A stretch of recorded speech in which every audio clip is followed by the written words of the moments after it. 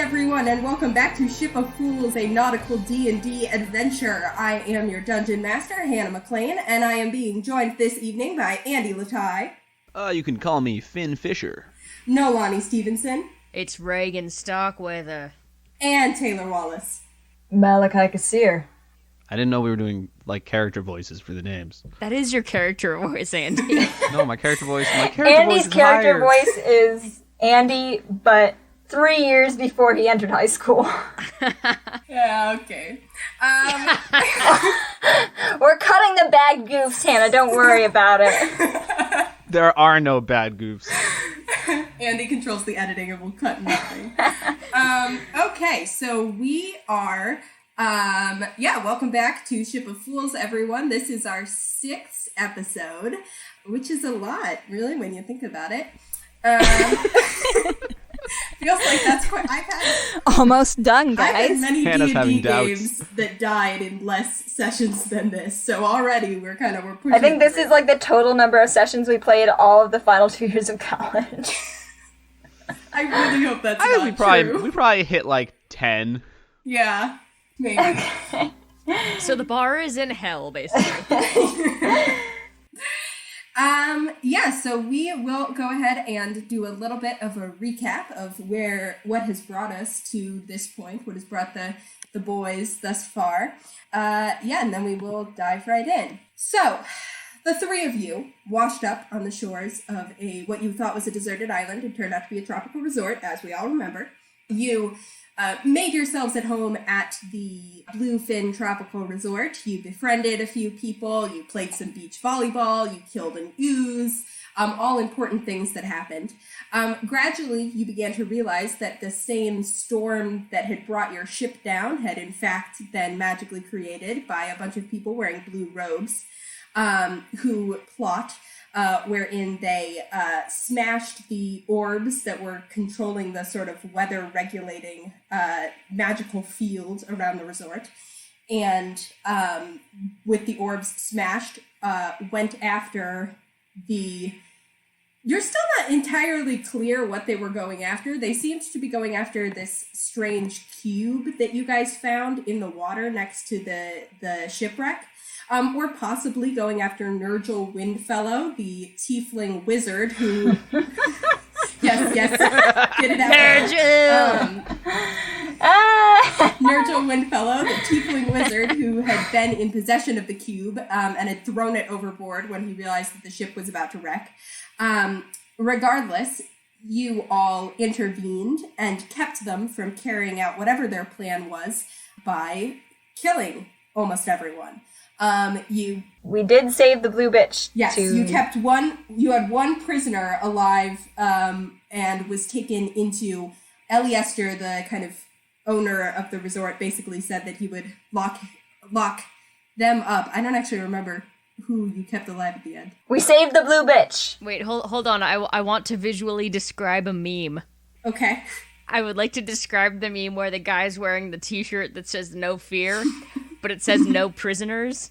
And then Malachi shows up with an unconscious person, and then the next it says one prisoner. I can picture it perfectly. Thank you for listening. Where was I? You kept one prisoner locked in the office, and meanwhile, you all rested to prepare for... Everyone else was killed. They did manage to summon their storm at one point, but they were not able to maintain it for more than a couple rounds before all of them were dead. And the 3 of you and the rest of the people in the resort, no one was killed, and you all managed to emerge victorious from this encounter with plans to go on to Benswith when the ship came, because as you discovered when you made it back to your villa that night, Nell, the captain of your beach volleyball team, had stolen the cube and replaced it with a note telling you to meet them in Benswith at a tavern called the Interesting Weasel, where they would meet you at the Interesting Weasel bar, and there they would explain what was really going on and what the cube was and why it mattered.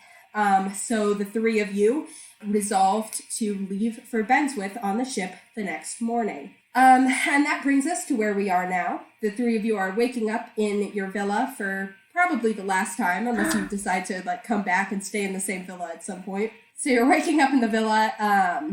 Would you like to get up and do one last sunrise yoga? Yes, actually, I would. Thank you very much. Thought I should ask. Malachi likes yoga now. All right, yeah, I'll come too. All right, Malachi. I'm gonna be hungover, but I'll come. Oh, shit. No, you know what? I'll say I'm not hungover, because I'm just gonna say that I had so much water yesterday after our fight. Actually, wait, what am I talking about? As I was putting drunk Malachi to bed, I created water like right into his mouth. That was 2 days to ago. hydrate him.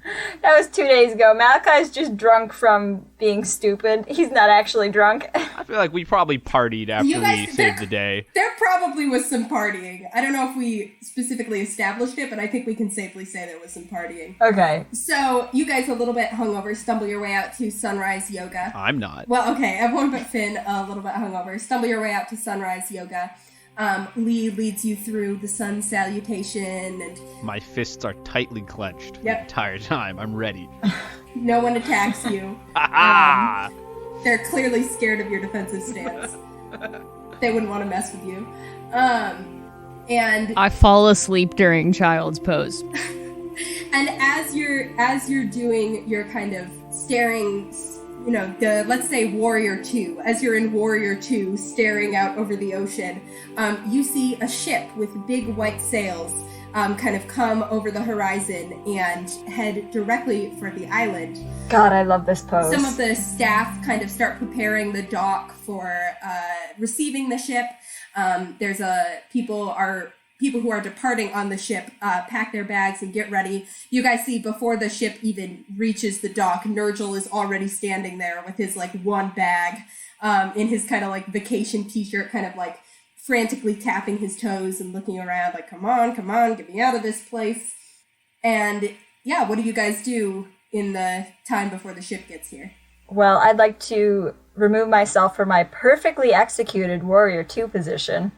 And I would like to go make sure everything is all packed at our villa, because I think that we've had enough of losing things over the past few days and things getting stolen that I just want to make sure I have every single thing that I possibly can think was in my possession. And also, I'm done with yoga because I've perfected this one thing, and so now I'm done with it forever. So I leave. As Malachi walks away from yoga, Finn tries to like sweep his legs out. Okay. Go ahead and make an attack roll. 3. Malachi doesn't even Finn stubs need his to toe. jump. You just like miss Oh it. my god, he really has mastered yoga. Yeah, so you guys begin kind of your preparations for leaving. You get some breakfast, some muffins and stuff like that people bring out. Make sure that you have everything you need. As this sort of readying to leave is happening, you see Eliester come out of the office areas looking for the three of you.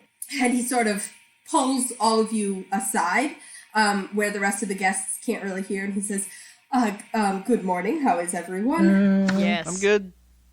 Very good, thank you. Good. Are you preparing to depart on the ship, I assume? That was Yes. the plan, yes. All right, excellent. I'll be sorry to see you go, but excellent. Well, then I have good news for you. And I hand him my filled out job application. Oh my goodness. This is excellent stuff. I take mean, it from Eliester's hands and I rip it up. What? No, I don't rip it up. I fold it up and I place it into my pocket. I hand him the copy that I made Wow, you certainly came prepared. This is good. as proof of my diligence. I do love to see that someone is prepared. I must say, many of your skills don't necessarily seem to be applicable, apart from the talking to fish part. That's interesting. I can also kill oozes. Killing oozes, I didn't think was applicable, but evidently is. It does seem like there's a lot of combat at this resort. Yes, well, not typically. I know that kind of statistically it would seem like there is, but I assure you this is not typical of how we like to conduct our business. Speaking of combat, however, unfortunately, I feel like you might be interested to know, and our prisoner appears to have vanished into thin air. Excuse me? vanished. The office that we locked her in was empty when we went back this morning, and there was a faint kind of lingering smell of ozone. And we tied that blue bitch up. How did she get free? The ropes are still there, and all the knots are still secured. Clothes are also still there, and the ropes are sort of like wrapped around the sleeves. Can people do magic with their minds? Is that a thing people can do, Finn? What? Yeah, I think so. I thought you had to talk. Or Depends on the spell. Well, we don't know that she didn't. Hannah, talk. I'm not actually sure if what I'm saying is correct. No, you're correct. I'm trying for Finn to actually be correct here. Yeah, it depends on the spell. Sometimes you don't need to say anything. Malachi looks entirely dumbfounded. Wait a minute, so you're telling me that we have a naked prisoner running around somewhere? Well, we don't have a prisoner anymore, I think. It's possible, but I suspect some sort of magical shenanigans may have happened. Like I said, the room smelled like rain and lightning, and considering the things that we've seen these people do. Okay, Malachi just looks absolutely dumbstruck because he very much thought that you had to say, like, abracadabra every time you did magic.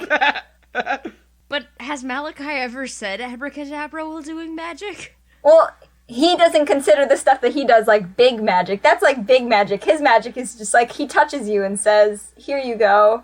He doesn't know how it works. Big magic. I think when he divine smited, he was like, help God or something like that. Holy fucking shit, bro.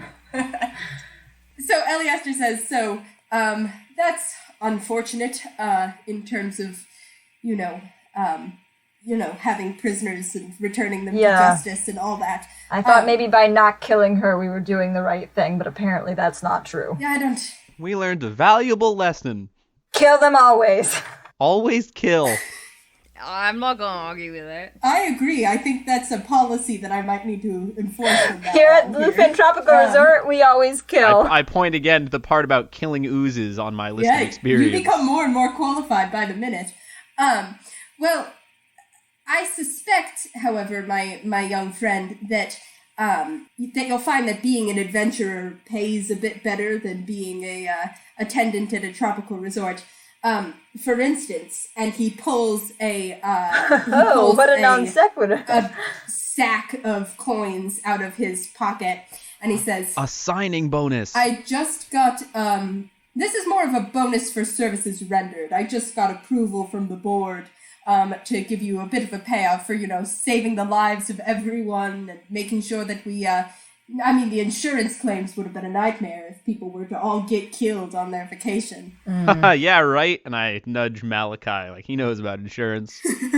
Regin kind of shoulders the other two aside and is like, I'll take that. Yes, all right. He hands it to Regin. Regin, there's 150 gold in this pouch. Shit.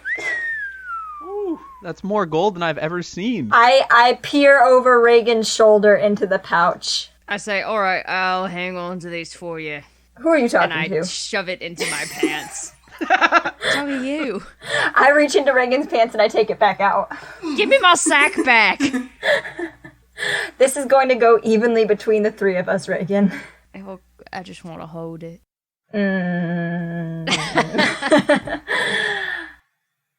I take a full 10 minutes to count every piece in the bag and then I hand it back to Regin. Thank you. Okay. I hope it doesn't take you 10 minutes to count to 150. He's very thorough. I don't know. I put the sack back in my pants. Okay. And by pants, I think I mean pocket. Probably. All right, so Regin has the money. Eliester kind of looks at you all and he's like, again, I really can't thank you enough. I can't even imagine things would have been so much worse if you hadn't have happened to shipwreck here on this island. Yes, what a stroke of luck. There's no such thing as coincidence. Right, well... What? It was, good... Regin, I didn't think you were that religious. ...to meet you. What? What? Regin just declared his belief in a higher power.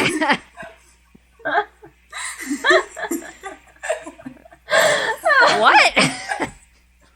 What else would you mean by there's no such thing as coincidence? I was going more for a conspiracy theory. Oh. Eliester goes, oh. He also just understood what you were saying. As you guys are kind of standing there talking, Lee comes out of the office, and she sort of pushes her hair behind her ears and says, all right, I wanted to make sure that I caught you and said goodbye before you headed out. I've decided I'm going to start teaching myself a few more attack spells so I can be a little bit more useful next time there's a battle. Not that I think there's going to be another battle. She kind of gives like a sideways glance at Eliester, and Eliester's like, please, there can't be another battle. I'm on thin ice with the board. And Lee says, who's the board? Well, if there is, I'll be a little bit better prepared. Maybe some healing spells too. I feel like that would be useful. She also, she gives you guys a little jar, and she says, I made some more of those good berries, the ones that last longer than 24 hours. Oh, those are delicious. Thank you so much. And she gives you this little jar that has 15 good berries in it. I would like to take it and gently put it into the other pocket that doesn't have the jar of dirt. Great. You've got a jar in each pocket now. But how many pockets? Malachi's got cans. What's a can? It's like fisherman. a jar. We're in a pre-industrial society, though. Aren't you the one who's selling car insurance? No, that's Malachi. No, that's me. Okay. I think Finn is waiting for someone to give him something he can put in his pocket. I think Lee again, and I guess this is where we say our goodbyes then, right? Yes. I mean, you guys are welcome back anytime. And she kind of like awkwardly holds out her hand like she's going to shake your hand, and then she just goes in for the hug. Malachi's petrified. She gives you like a quick hug and then goes over and gives Regin a quick hug. And then I like gives try Finn and a quick hug back just as she's pulling away. I hug Eliester, too. Regin is an incredible hugger. I would like this to be known. Yeah, I believe it. It's a little scratchy, though, with that dry skin. He's got lotion. I will eat you. Malachi, I think Reagan's hitting on me. Regin, that's highly inappropriate. This is a child. No. I was hitting him. I was just hitting him. Oh. And Finn, there's nothing I can do about that. Oh! You guys start to head toward the ship. You gather together all your things, the things you've been given and everything. You start to head toward the ship. You see Ashila and Nikala are kind of waiting down on the beach for you guys, and they sort of wave you over as you're walking toward the ship. They wave the three of you over to them. And Ashila says, it's been a pleasure getting to know you boys. I'm so glad we happened to be here at the same time. And oh my goodness, so much more exciting than usually we just lay on the beach for a week and a half. And this time we were, watching a giant storm and a big battle happened and the building got lit on fire. And playing beach volleyball. Yes, all of those things were new and exciting. They certainly were. I go over and I firmly shake both of their hands and I say, well, thank you very much for hiring Starkweather Entertainment for your latest surprise party. Really glad we were able to give you such a show. We do normally upcharge for the combat effects like that, but I mean, you guys have been great, so... I put a hand over Reagan's so mouth. Funny. You're and so funny. I sort of hold out a hand to shake for each of them. I am licking Malachi's hand. Is it like a salt lick? It Like, tastes like iron. I think it's exfoliating my tongue. I push his face back and just shake their hands like a normal person. I hug them. They shake your hands. They hug Finn. And Finn, as they hug you, Nikala takes this small little, like wooden figurine of a dolphin, and she hands it to you. And you see that kind of carved into the dolphin's back is this little seal that looks like two like intertwining like flowers, basically. This little seal with like two roses with the stems crossed on it. And Nikala says, if you ever find yourself in Aban, make sure you look us up. We'd love to have you stay for a night. We've got plenty of guest rooms. Oh my goodness. And they sort of look at each other and they're like, oh, so many guest rooms. Oh my god. Thank you. Wow, yeah, I will. And I give her my little wooden triangle that I carved before. She says, oh, thank you. What does this do? It's just nice. Oh, thank you. I will make sure it will have a place of honor in our house. I don't have any guest rooms, but if you're in Gillsbury, you can hang out. Oh, yes, I'll keep that in mind if I'm ever in Gillsbury. Okay, Okay. Finn. Guys, we are nailing our social interactions today. Let me just say. Can we go back to fighting? You've had a harrowing few days. Okay, yeah, so I would like to thank them for their little thing that they gave Finn. Tell them we'll be dropping him off shortly. that goes for all of you. You're all welcome to stay. Oh, And if Can you I just quit the adventure and go live with them? thank you. The dolphin is just for if anyone gives you a hard time in Upon, just show them that and tell them that you're our guests and people should be fine about it. Oh, thank you. I put it in my pocket. Alright, let's get on this fucking boat. Yeah. Yeah. So you guys get on the boat. Yes? Is Ellie Esther over there? Ellie Esther is sort of hanging around outside the office. It looks like they're kind of still assessing the fire damage and as far as what needs to be done going forward. Okay, I need to run over to Ellie Esther real quick. Mm-hmm. Do you do this kind of as Regin and Finn are boarding? I didn't know if we were boarding yet or not, but Yeah, you guys are. The ship is starting. I just want to know if you're I ditching mean, them. I just go over there. Okay. I'm not like I'm not like sneakily, but yeah, I run over to Ellie Esther and I Yes? you gave me a message before and you said of course, for General Lehman. Yes, how could I forget? right. You said if I had the time to just give you my response, is that right? Yes, no, of course, I can send that Did you along need for me you. to write it down or If you keep it short, I can just write it down. He's pulling out like a little pad of paper from his pocket. Malachi just looks so uncomfortable. Okay. Are you ready? Are No, you ready? I'm ready. Go. Okay. I'm okay. Sorry for the surprise. Thank you for paying for us to stay here. Sorry I didn't contact you sooner. He's just like, looks so unsure of where to go. He's like, he looks at Ellie Esther. He's like, how many words do you? Well, that I do appreciate it being kept on the shorter side. Do you want to tell him where you're going, or are you going to contact him? I'll just, you can sign it. Thank you. Thank you. Bye. And he runs away. Ellie Esther goes, wait, but you're already gone. Okay, and you guys get onto the ship, and you depart from the Bluefin Tropical Resort and head towards Benswith. The ship is called the Sally's Sister. It's a kind of mostly just like a passenger ship. It's kind of fine and well kept. It's a nicer, like a higher tier ship than the Rosemary, basically, because it carries rich people back and forth. You see, Nurgle also got on the ship with you, as well as a couple other guests of the resort who were like either had already planned to leave on this ship or who don't really want to be hanging around anymore after what happened yesterday. I see Kate Winslet across the deck and I fall in love instantly. You guys are on this ship and heading towards Benswith. It'll be about a 4-day journey to get to Benswith. The resort has covered your travel expenses for you as far as like passage on the ship goes. Either it's bundled in with the resort or Ellie Esther just kind of took care of it.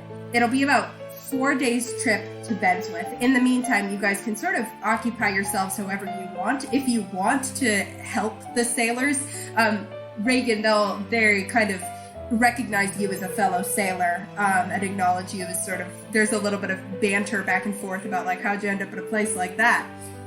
And other than that, is there anything in particular that you guys would like to do during your time on the ship? I'm so mad. I really planned on interrogating Blue Bitch on the journey. So now I have no idea what I'm gonna do on this ship. Reagan's gonna like hardcore join the sailors. Like, Okay. just do that. Get to the highest point possible on the ship, hang out there, tie knots, do sailory shit. Malachi's gonna stare pensively off into the ocean and throw up a few times. Oh my god, is it like little rocks? No! It's like regular vomit. It's like a mud. Like, it's a sand. mud. That's how oozes are made. Finn wants to write a couple letters. Okay. And there's no tables on board, so he writes it like on Malachi's back as Malachi's leaned over the edge of the ship. The ship is made of wood. Huh. That's true. It's okay, I'll let him write on my back just this once. It's not a very smooth surface, though. Oh, alright, yeah, alright, fine. Finn just writes on the floor. And so he writes a letter to his parents. I'm picturing Finn just like laying on the ground using crayon, feet kicking up in the air. Oh yeah, my feet are kicking. On his stomach. What was I talking about? Oh right, yeah. So first, I'm writing a letter to my foster parents back in Galesbury. Nothing wild, just basically like, hey, mom and dad, I'm fine. How are you?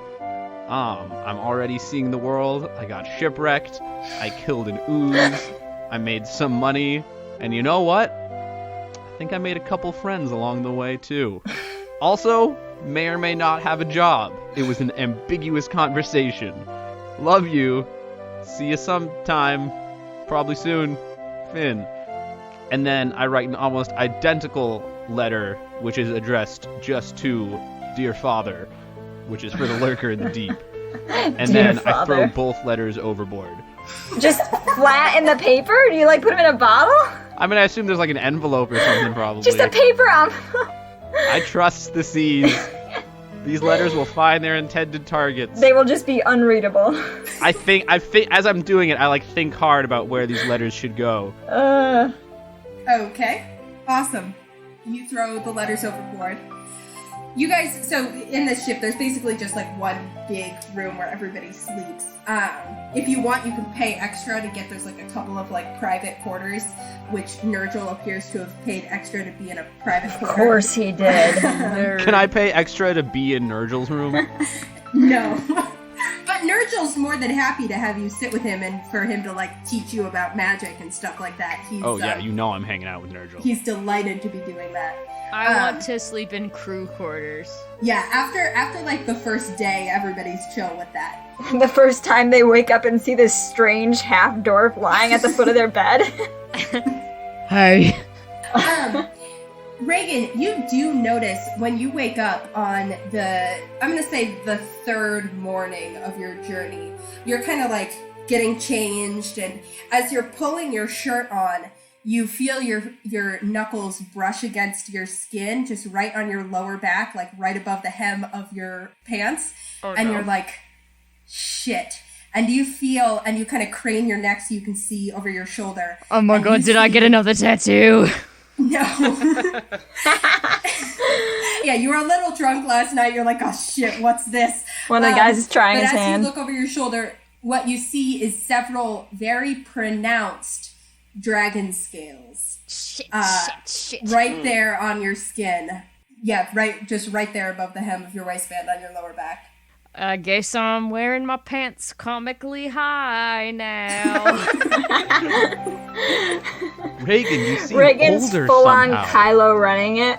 It actually is very stylish. It defines your waist and makes you look very becoming. Thank you. Okay.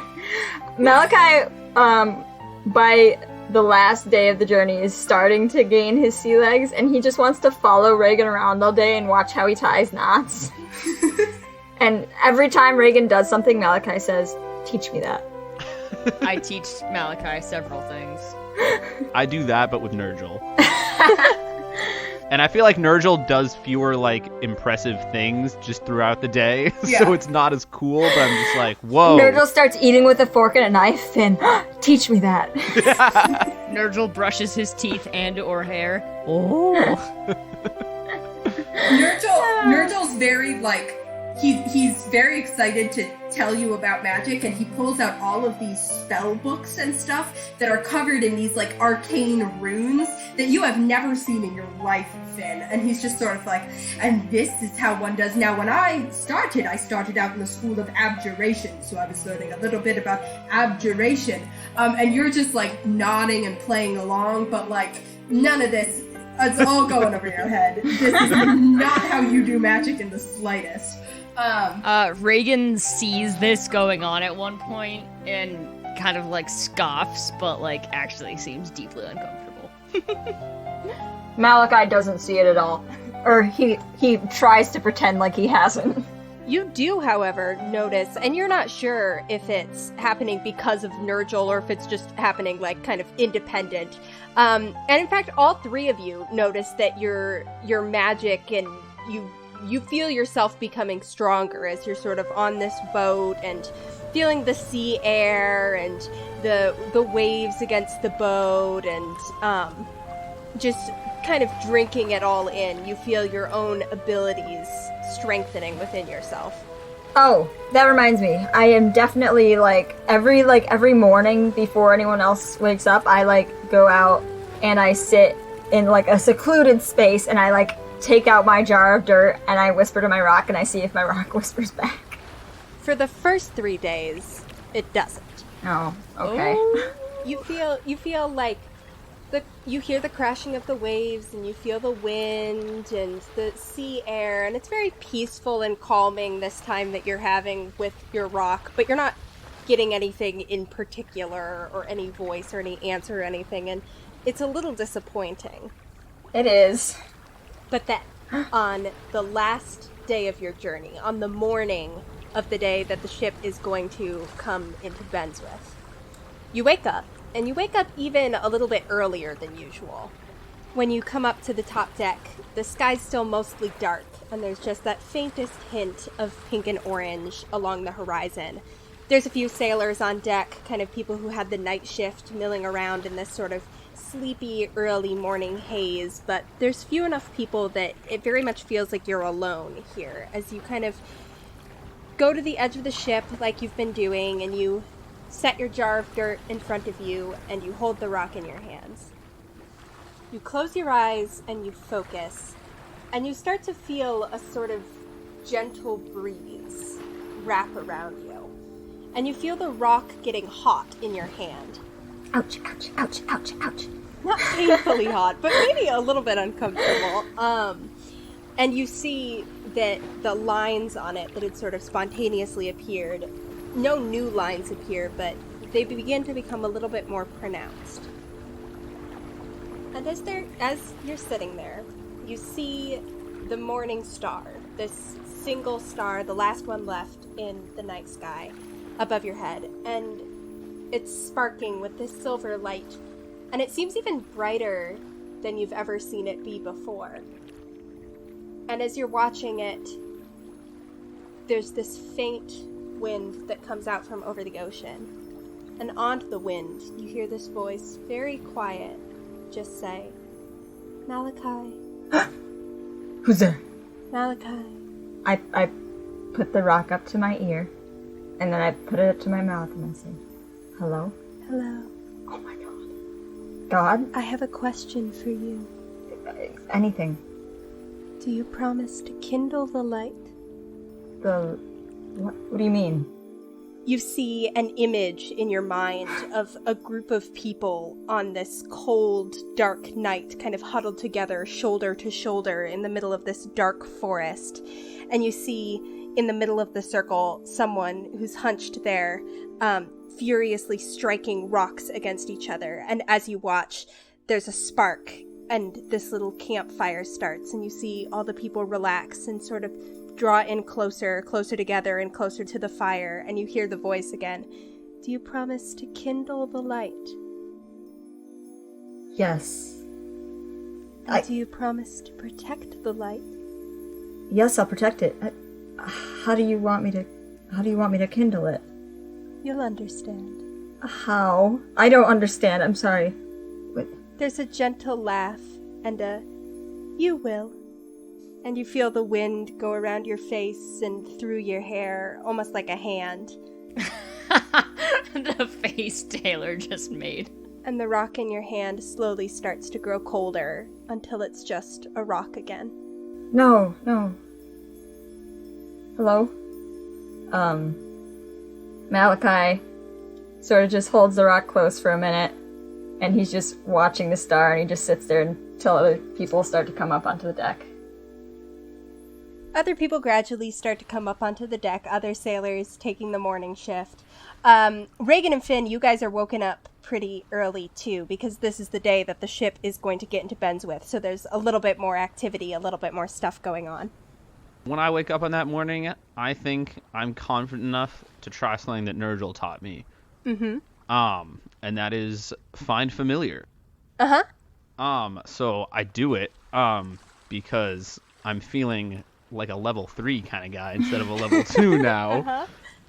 Specifically one that has chosen Pact of the Chain. Not that Finn would know what those words mean. But that spell just sort of like jumped out at me. It was like the one thing in all those like wizard books he was showing me that actually like clicked.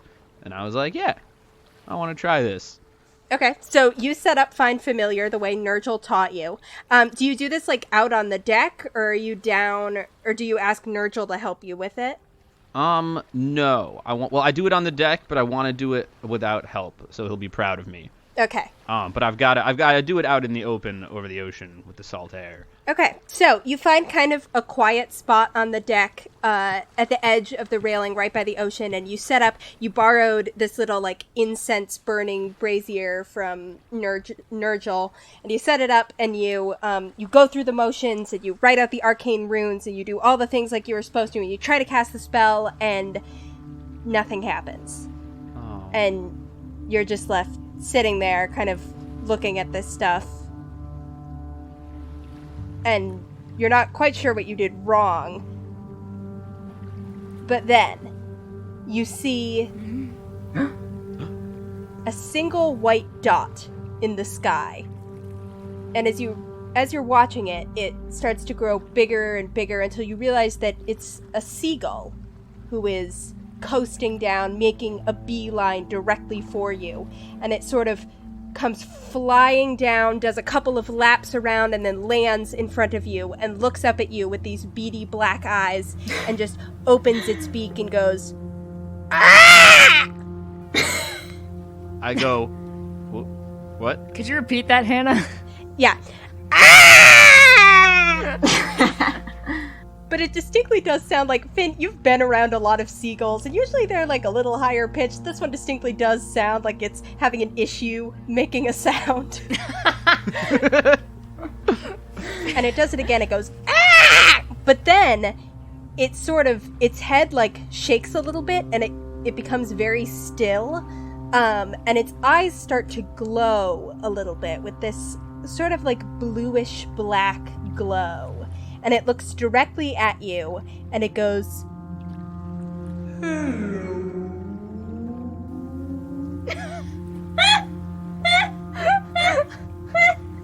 and it's more like the bird opens its mouth, and the sound resonates out of it as if it's being spoken through. This is extremely fucking haunted. I'm like, hi. Can I help you, sir?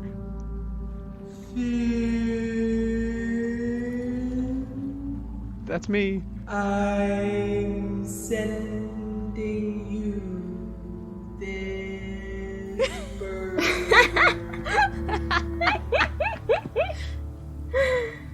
What? You're sending me another bird, Mr. Bird? No, I'm speaking through the bird that I said. I'm like, oh. To you. Ellie Esther? Oh my god. To you, my son. Oh, Dad! Did you get my letter? Kinda.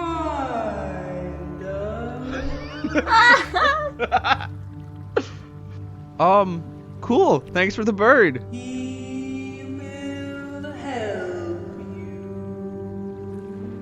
Well, he'll certainly help me get some French fries. I'm sure of that. Make me proud. And then the bird shakes its head, and its eyes stop glowing, and it sort of starts pecking around the deck like it's looking for food. Finn wipes a tear away from his eye and is like, still talking to the bird, and is like, I will. I didn't get that. What? And it goes. Are you in a tunnel? I can't. Oh my god. It goes over to flies over to one of the other sailors and starts kind of pecking at this man's breakfast. So Malachi gets a message from God and Finn gets a cursed seagull. And I get a tramp stamp? Damn right.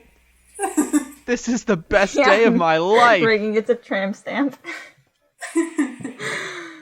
That was the most meaningful conversation we've ever had. Who are you saying this to? We're not there. Yeah. I'm just talking. Okay. Do you, bud? I can't talk on the deck of a ship. Mister stares out into the ocean for hours at a time. Okay, once everyone else is sort of milling about him, Malachi sort of like shakes himself out of his reverie and he holds the rock in his hand for the rest of the day, but he starts following Regin around again. Regin has decided to start drinking heavily to compensate for the fact that, like, he has butt scales now. As well as he's, like, very much trying to ignore the, like, fact that he kind of feels like he's constantly on the verge of, like, having sparks shoot out of his fingers. And it feels like that increasingly more and more, Regin. You're having a harder time not having sparks shoot out of your fingers. Yeah, he's not happy about that. Okay, once Malachi realizes that Regin isn't going to show him anything cool today, he goes over to the side of the ship for a little while and he takes out the rock and he sort of like starts swooping it over the ocean the way little kids do when they stick their hands out of the window. No, wait, Malachi, I can teach you how to shotgun. You want to learn how to shotgun? What? We're in the pre-industrial age. We've established cans.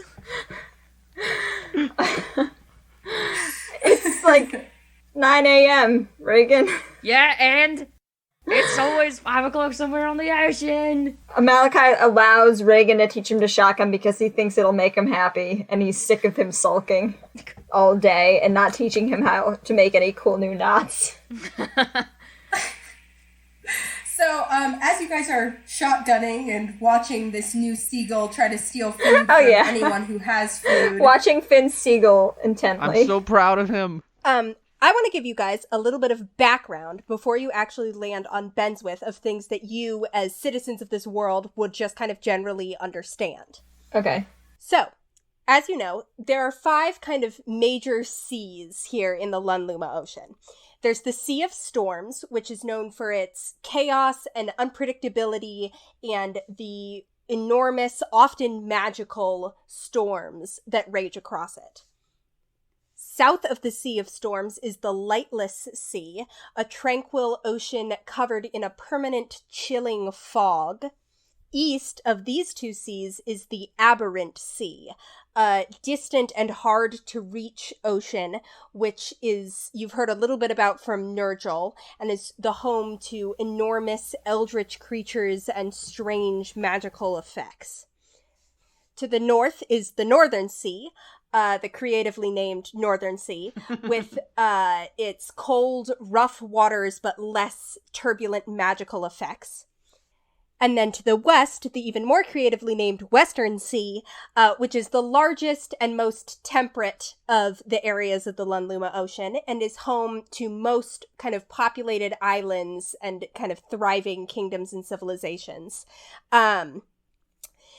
The Bluefin Tropical Resort is located in kind of the southern side of the Western Sea, and the ship that you guys got in has basically carried you straight north to the Western Sea Kingdom of Benswith.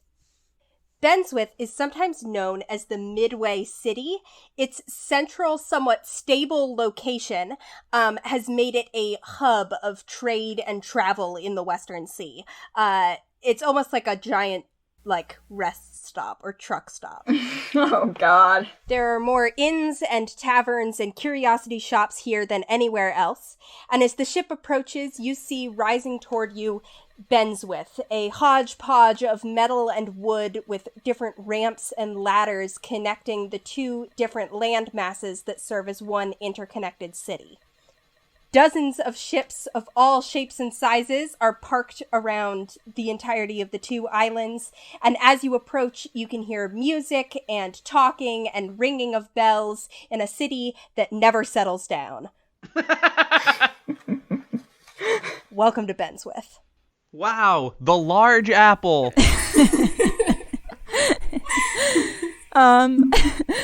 Okay, Hey guys, did you meet my bird? We have not. Your bird. It's your bird. I've kind of been avoiding you and that bird for the past. He's around here somewhere, wherever someone's eating. So probably. that is yours. I mean, oh, It There he flies is. over and lands on Finn's I should have Hey, assumed buddy. that this was yours. It hurts a little because like he has claws and Finn's Yeah. just wearing a shirt. Seagulls are big. Yeah. What's his name? I don't know. You guys got any ideas? Thinking maybe Gulliver. Oh, You know, because he's small and we're all very big. I don't so it's sort of understand. like a literary parallel. everything Finn's saying is going right over my head. Good God. How about Name it Ooze. Birdman?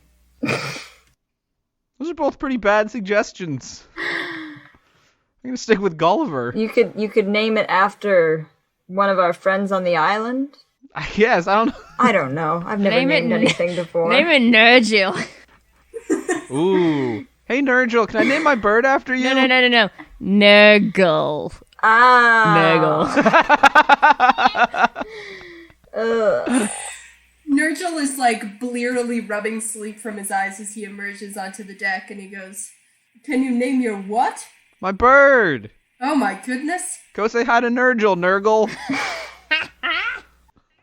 Nurgle flops over and like flaps his wings in Nurgil's face, and Nurgil's like, "Wow, oh my god, did you cast Find Familiar?" Yeah. Oh my goodness, well, pleased to meet you, Nurgle. Well, I don't know if I should be honored or insulted. It could be both. Wait. I think I'm gonna stick with both. You're telling me that this is a magic seagull? Is it a real seagull? Is it a magic seagull? I don't I know. try and touch it. You can touch it. It's solid. It's there. Oh. Sometimes he can talk. I give it a little squeeze to see if it's, like, corporeal. Go ahead and you can make an Arcana check for me. Okay. I think this is the first roll. It is. I'm imagining him like squeezing it, and it's like eyeballs pop out cartoonishly, and it goes like, "Ah!" you know what I'm describing here. Yes. Oh, yeah. I got a 13. A 13. It seems like a real seagull. You can feel its feathers. You can sort of see its little feet. It seems like it's pretty real. I pet it a little bit once I figure out it's real. And then I go, okay. That's my boy. Then I go wash my hands. Again, this is not a normal seagull, so. Nurgle. So, how long until we actually dock? Yeah, so you guys basically, the ship pulls up and all the riggings are connected and stuff like that. I don't know what you do when a I'm ship helping with stops. that. I'm doing that. I'm being Malachi ties one knot. Reagan's being like total Mr. Action Hero, like swinging around, just tying knots everywhere, like very dramatic, like really making. That sounds pretty unhelpful.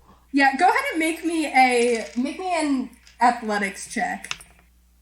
15. 15?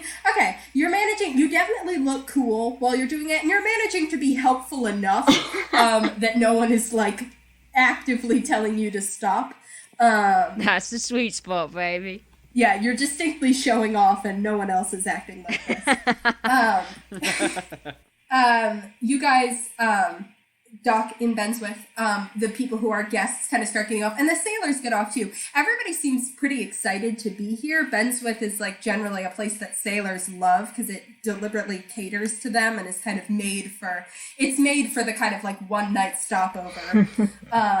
And everyone kind of gets off. You see the some of the senior officers of the ship kind of go to check in at like a boathouse, like a big boathouse where they sort of check in and put things in ledgers and stuff. Hannah like that. definitely has seen Pirates of the Caribbean.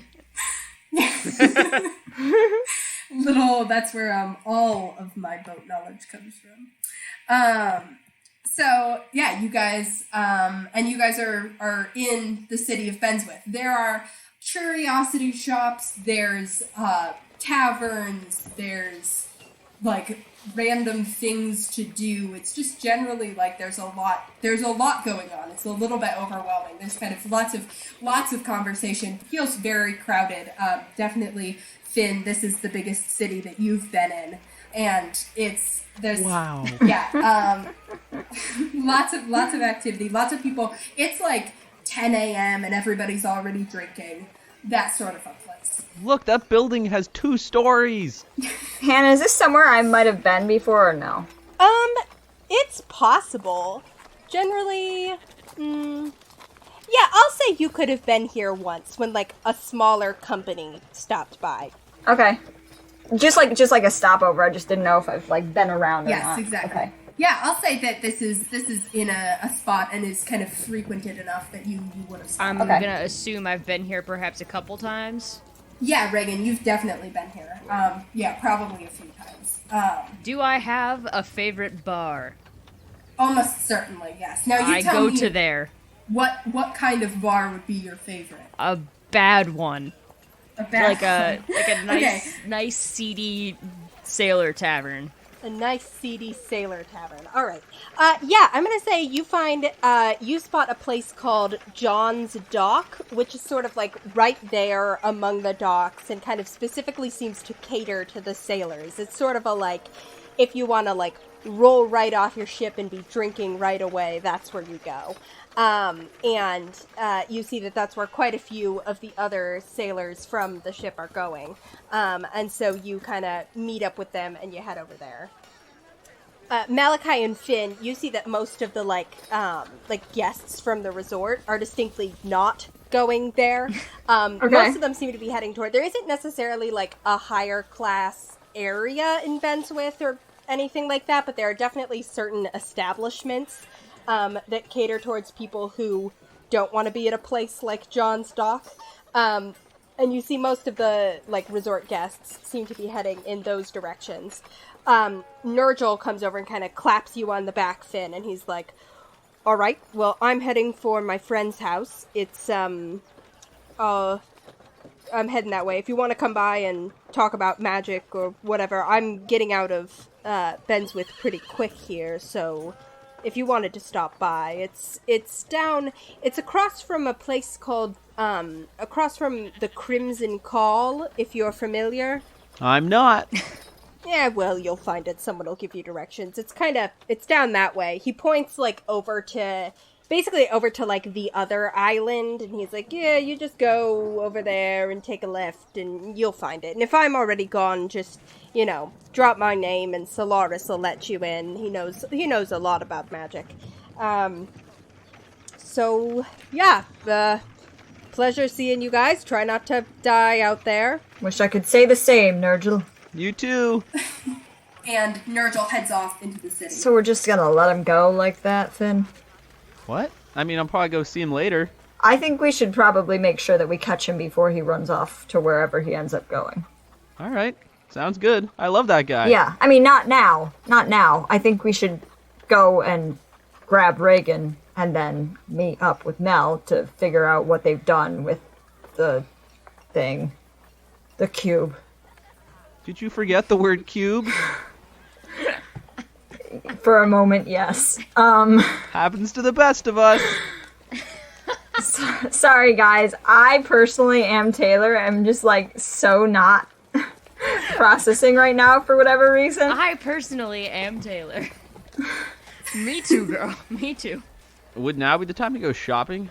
It's up to you guys. So to set the scene, it's basically you have many options open to you. There are lots of kind of shops and stuff like that here. Benswith is built for restocking, so there's kind of like anything normal you can basically find here, as well as just like weird objects. Like just think of like a truck stop or like a curio, like a souvenir shop Buying in a battle tourist axe at a truck stop. trap. That is essentially the vibe that I want you to be Awesome. imagining. So if you've got stuff that you want to get, this would be a great place and time to do that since it's sort of midday right now. Additionally, Nell had told you to meet them at the Interesting Weasel Bar. You now know where Solaris's house is. And there's also just generally, like, if you had something specific you wanted to do, it probably someone is doing it in Benswith. Okay. I think we All should right. grab Regin first, no matter what else we do. Okay. We fetch Regin from this sailor bar. I walk in very cautiously. I walk in with no caution. I'm just like, woo, yeah, let's go inside. Regin is definitely Hey, Regin! in the middle of some sort of probably illegal betting circle. Uh-oh. Hannah, you can tell us what's happening in that circle. I don't know, maybe it's a jellyfish fight? Yeah, it's right by the water, so I'm gonna say that there's like a tank. There's basically like a beta fish fight going on here. People will kind of catch these. Are beta they fish normal or these size kind of- beta? No, they're alpha fish. Yeah, they're fantasy beta Okay, fish, so they're okay. like much bigger. I'm picturing like everyone has to use like binoculars to see who's winning. But it is a little bit. You guys kind of push through this big circle of people shouting, and you're expecting to find like blood everywhere or some sort of big fight going on, and instead it's just a bunch of men gathered around a fish tank, where these two very colorful fish are ripping each other to shreds. Finn is way more distressed than if they had walked in on a bunch of people fighting each other. Yeah, Finn, the telepathy is not pleasant right now. Uh-oh. Malachi, do you mind if I wait outside? Don't run away. Although the telepathy is Why would I run away? the telepathy is largely like these two fish are cussing each other out, Finn. Oh, so like they're mad? They want to fight? They're furious. They're so aggressive. Fish Can you are give us a roid sample? raging. Well, now I just don't know how to feel about this. Hannah, will you please give us a sample of what's being said? Ah, you bastard! I'll kill you for fucking my wife! That's what Finn hears in his head as soon as he gets within 120 feet or whatever your range is. Marlon, Wow. no! All right, I guess I can't be too mad. Where's his wife? Regin may or may not yell something to the effect of, alright, I got 150 gold pieces on the pink one. I grab Regin by the back of the neck and drag him out of the circle. No, he doesn't. I attempt to fight Malachi, but it's that thing where, like, my arms are slightly too short, and also he has It's me by true, the they back are. of the neck, which is totally cheating. Yeah, Regin is like going mad, thrashing all over the place. You see one of the other sailors is like, whoa, bring him back here. And another one's like, none of us have 50 gold, you idiot. Yeah, you drag him with you. As I drag Regin out of this bar, I plunge my hand into his pocket and take that gold sack away from him. Aye, my sack. Give me my sack back. No sacks for you until you get sober. Come on.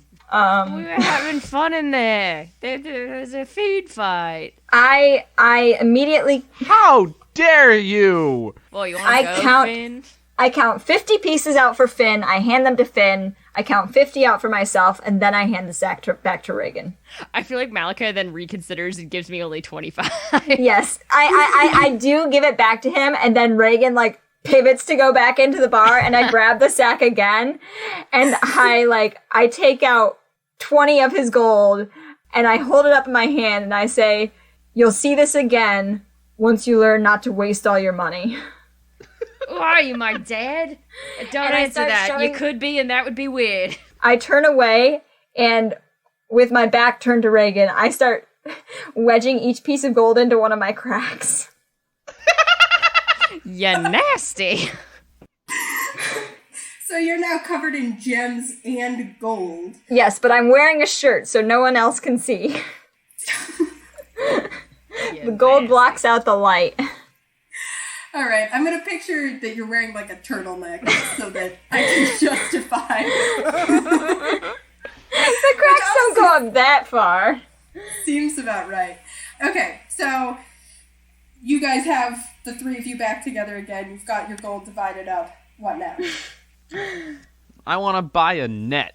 Okay. What? So are you gonna take some time and do some kind of general shopping? I think I'd Yeah. like to shop Okay. as well, because I figure we would meet at the bar at night, probably. That sounds good.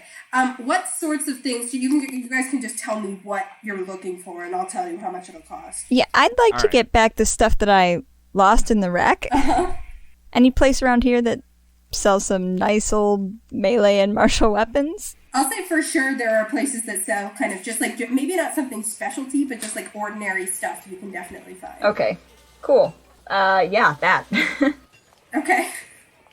What specifically? I had a flail that I was fond of.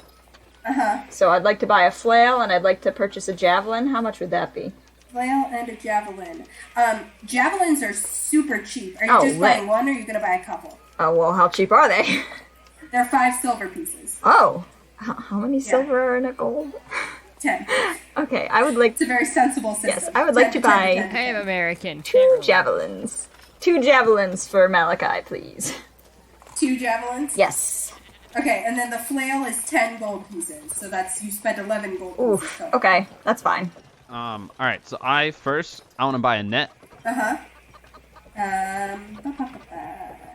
We see Finn buying a net, and I'm like, to Malachi, I'm like, oh, and I'm the one who's wasting my money? Okay, yeah, a net's only 1 gold piece for like a pretty nice, solid quality. Is this like a fishing Wow. net, a butterfly net? What is he buying? Like a fishing, like one of those big kind of like square lattice nets, not like Yeah. a butterfly net. Yeah. So I buy the nicest one I can find, and then I like drape it over my shoulders and wear it like a cape. Jeez. The nicest one you can find is going to be 3 gold pieces. I'll take it. Okay. Is this for you to wear as clothing, or are you planning on using it to catch fish? I thought you could just talk to them and they would just sort of come up to you. I don't catch fish anymore Then why did you buy a fishing net? because it looks awesome. It's a great aesthetic. And I'm the one who's wasting money. And then I want to find someone to... I give Regin 3 gold pieces of his gold back. Thanks, Mom. I want to get my spear engraved with my name. Okay.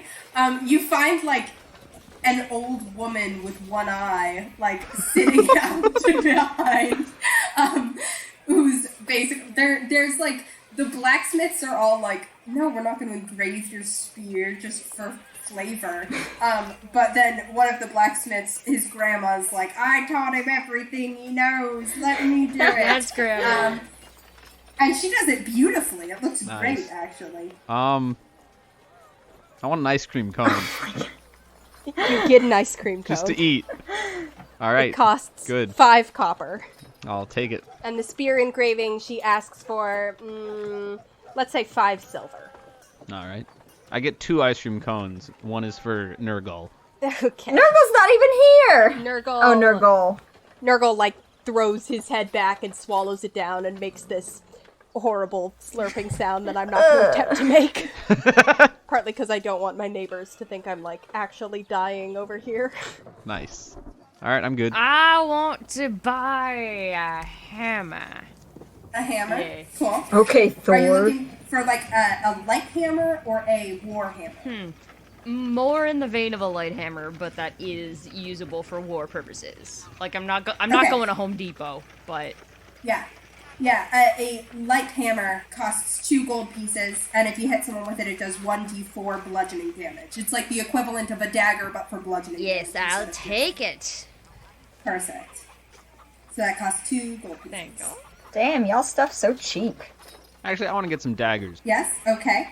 Daggers are also 2 gold pieces each. I get 2. Okay.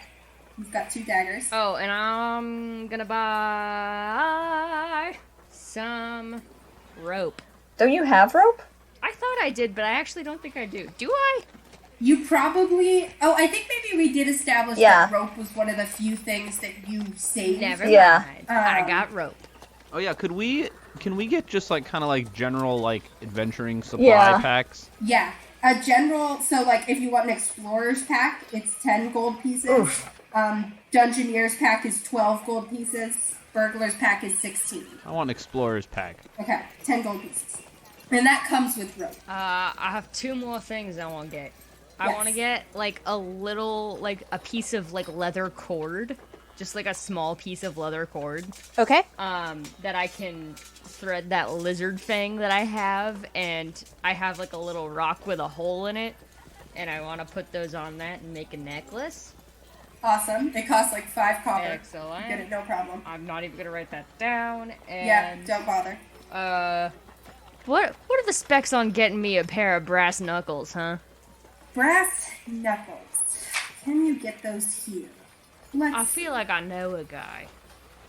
You might know a guy. Go ahead and roll me an investigation check. Let's see if you're able to find. Say 16. 16. Okay. I'll say that you go ahead and make me a persuasion check also. 13. 13? Okay. You talk to some of your buddies, and they manage to hook you up with a blacksmith they know who's got a little bit of free time on her hands. And she says that she will make you a pair of brass knuckles. It'll take her a couple of days. So if you guys leave Benswith, you're going to need to kind of come back and pick them up. And it's going to cost you 10 gold pieces. Heck yeah! Okay. I want those spikes on them. She says she'll have it for you in... Well, if you want spikes on them, then it'll be 15 gold pieces. I don't care. For spikes. Okay, cool. You get some brass knuckles. Sick.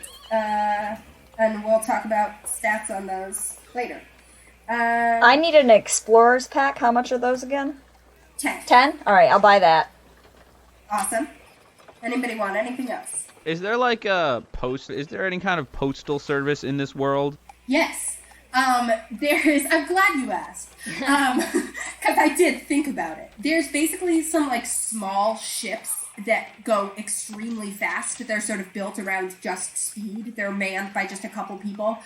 Some of them have, like, magical techniques to let them go even faster. And these small ships carry the mail kind of to the bigger cities. So, like, there wouldn't be one that would go to your village, Finn, but there might be one that would go to, like, a bigger town nearby. A kind of postal service, and people could pick up mail there. There's kind of like centralized locations where you get it sent, and then you just go and you're like, is there anything for me? And someone says yes or no. So yeah, and it usually costs just like, depending on how far you're sending it, it costs anywhere from a silver to a couple golds to send something. All right.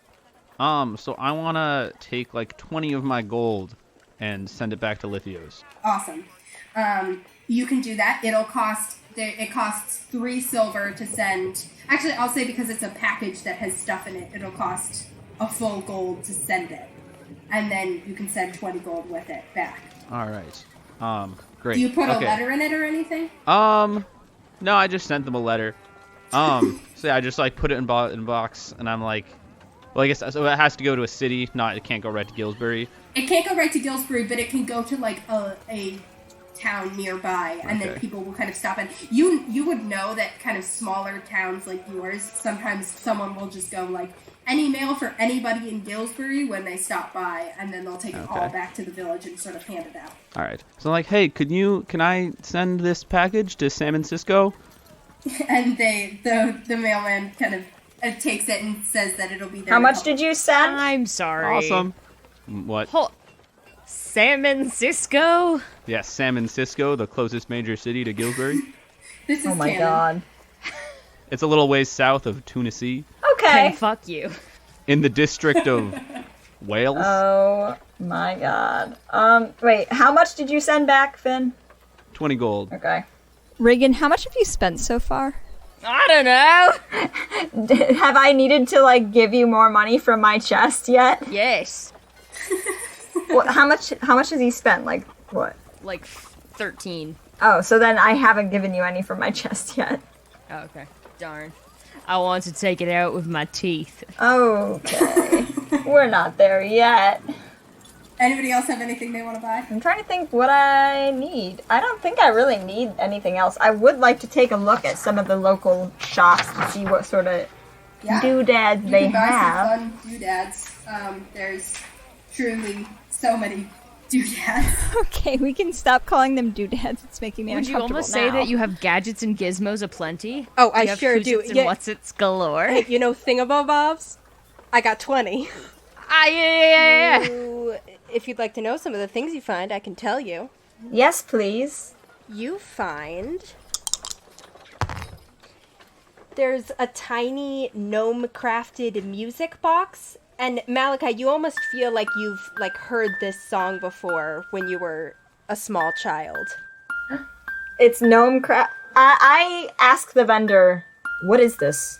The vendor is a gnome, and he kind of looks at you through big glasses. He's this very short man with a big beard and enormous glasses, and he goes, "Oh, it's a music box. Oh, okay, yes. How does it work? Wind the little thing, and it makes music." Where is this from? Oh gosh, I don't remember. You're standing in a small shop that's truly just, there's so many things in here. It's like the walls are covered in objects, and there's stuff hanging from the ceiling and everything. He goes, "I travel a lot, you see. I go all over the place, and I've gotten that from I don't even remember." Oh, do you know the song? Yeah, I can't place it. It's really bugging me. Something and he kind of whistles a little tune, and he winds, he takes it from you and winds it up again and listens to it and kind of whistles along, and he goes, "It's like the Ballad of Lady Shale or something like that." Or maybe that's another one. I think it's the Ballad of Lady Shale. How much? Oh, I'd give it to you for a gold piece. A whole gold piece? It's pretty nice. Is it pretty nice? It looks like it maybe was once pretty nice. How long have you had this in your possession? Because it looks like it's not really pretty nice any longer. Go ahead and give me, you can give me, I'll let you give me persuasion or intimidation, your choice. That's gonna be intimidation. That's gonna be a 22. A 22? He goes, "I'll give it to you for 7 silver. Done. Malachi doesn't know how to haggle, but he assumes that that's fine. And yeah, you now have this tiny music box. And I have no idea how I recognize this song. It just sounds familiar to me. And you feel like you remember, you're thinking back, and you have this dim memory of being in a warm house with another child kind of sitting on the floor with you, and both of you kind of listening to someone playing this song. I very gently wrap this box up with a piece of cloth, and I tuck it away in my new pack. Do any of the rest of us recognize it, or have the same sensation of recognizing it? I'm gonna say no. Okay. Yeah. You hear the song, it's a nice song, but I'm gonna say you don't feel like you recognize it. Cool. Okay, yeah. Is there anything else sort of cool around here? Yeah, let's see what else is cool around here. I want to hear the rest of the list Hannah prepared. There's a bright green feather. The gnome goes, "Got that from a bird down in the Sea of Storms, you know." Sea of Storms? Was a big bird. Ask Nurgle if he wants it. Nurgle goes, "Ah!" and seems actually angry at the feather. Oh, nope, no thanks. He kind of fluffs up his wings a little bit and kind of struts. Easy. Do you know what this does? What it does? Well, it looks pretty. You could wear it. If you got a lady friend, you can give it to her. She can wear it in her hair. No. Okay, what else? Give it to me. I can wear it in my hair. Oh, yes, this gentleman could wear it in his hair. He sort of waggles his eyebrows at you, Malachi. I look at Regin. Well, I'm not buying it for you. Regin also waggles his eyebrows at Malachi. You have money, Regin. I don't want a feather. Okay. I'm good on shopping, personally. Finn is relieved that nobody bought the feather. There's an awkward silence in the shop as the man kind of holds the feather and looks at you guys, not sure what you're doing. I shake my head no. Okay. You guys kind of wrap up your shopping. You sort of spend most of the morning, kind of part of the afternoon doing this shopping. The city is still, weirdly, the kind of quietest time in this city, other than maybe 3 a.m., is 2 p.m., where everyone kind of is off dozing somewhere before they're going to rally again for the evening, and where most ships are docked, and so things are not, there isn't that activity at the docks, the kind of flurry of unloading or packing or the actual trade and business that does go on here. It's not just a party city. There's a lot of kind of merchant guilds and outposts and trade and stuff that's happening. You guys, as you've sort of been walking through the city, you've noticed there's only like one temple here, and it's just sort of like a big kind of catch-all temple. You see that there's like the symbol over the door is the symbol of Arathis, the goddess of civilization. What is Arathis' symbol again? Oh, I don't remember off the top of my head. Okay. It's just a circle that says Arathis. No, in it. it's something cool. They all have cool things. All right, no problem. But so that symbol is over the door. But then inside there's lots of kind of different like shrines to different gods. The sort of the big five major gods, or the old gods, sort of in their places of honor at the front of the temple. And then the minor gods kind of throughout. You also notice that there's a building which is almost sort of like the embassy of the Nerean League, the trade consortium, that has a lot of different islands and island kingdoms in the Western Sea belong to the Nerean League. So you see that they have a sort of like an embassy, basically, here in Benswith. As well as, like a few other notable areas as you go through. You see that there's at least one kind of like fighting pit, basically, like an area of where there's like martial strength competitions and stuff like that. That's people though, not fish, right? Yeah, no, this one's people. I want to go in the fighting pit. So is this all in like the main square kind of deal? Yeah, this is kind of throughout like the main area of the city. There's sort of, the temple, Arathis' temple and the embassy and the fighting pit are not all right next to each other, but they are within walking distance very easily of each other. They're go from church straight to the pits. Away. Okay. Yeah, exactly. Yeah, hit up church, then hit up the fighting pit. All right. What time is it? How much time do we got to kill? You never set like a specific time to meet with anyone. Right. I'm saying it's like 2 p.m. Actually, it would maybe be a little later, maybe closing in on like 3 or 4 at this point. Okay. You have spent some time shopping. Once I spot the temple, I'm like, oh my god. And I just like make a beeline for it. Malachi goes to church. Regin and Finn. Well, I feel like that leaves the embassy for me, but I don't have anything to do there. You guys can come if you want. I go into the embassy and just kind of hang around in the lobby aimlessly until they tell me to leave. Well, since Malachi has abandoned me and Finn does not seem to need me... Hey, I never said they could not come with me. I'll go to the fighting pits. Awesome. So we'll deal with the temple first. The Temple of Arathis is there's like lots of like straight lines and pillars and right angles. It's really a building that like, just that kind of like, an emphasis on its own architecture, if that makes sense. Just like a building that wants you to know that it's a building. And as you walk in, you see it's not quiet by any means. I mean, it's quieter than like the din of the city outside. But it's still, there's like people talking, having conversations. You see over in the corner, somebody's playing a lute. A few people kind of smile and nod at you as you come in, but mostly everybody's just kind of doing their own thing by themselves or in little groups. There's a bunch of different altars throughout to all the different gods, and some people have left offerings. You see, it's kind of different for each god. You notice that one of the more prominent statues, kind of right when you walk in, there's a statue of Avandra, who you know is the goddess of change and chance and fortune and luck. Right. And you've spent enough time on the sea to know that Avandra is a huge deal to anyone who spends a lot of time traveling or a lot of time like at the mercy of the sea. Okay. And you see that the statue itself looks like a teenage girl who's standing on one foot, like she's maybe jumping or playing hopscotch or something, and she's got one finger up like she's sensing the wind and kind of a mischievous little smirk on her face. And you see that all around the base of the statue there are coins and dice and decks of cards and just all these instruments of chance kind of laying there around the statue's feet. And you see the other statues around around too. There's one to Bahamut, the Platinum Dragon. There's one to Lathander, who's like the god of dawn. And then, of course, there are the ones to Pelor and Sehun and Melora and Cord and Raven, the Raven Queen.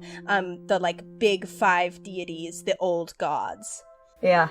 I just sort of like look around and I take out my jar of dirt and I unscrew my jar of dirt and I take my rock out and I hold it in my hand and I just start slowly walking around to each different shrine and altar.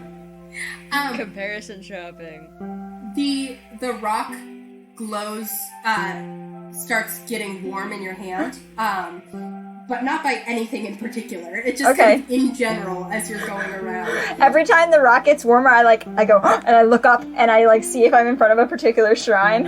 Yeah, sometimes it seems like you're in front of a particular one. At one point, you look up and you're looking at Garl Glittergolds, the god of the gnomes. I shake my head and I run away. At one point, you realize you're in the ladies' room. Like, I do whisper to my rock. I'm like, which one should I use? You don't hear a voice, but you feel just kind of a general sense of calm here, and of kind of like like there's no wrong choice. But you also can go ahead and make a religion check for me. Nat 20. Are you really? Yeah, really. Okay. Let me think. Malachi just ascends to godhood instantly. Yay!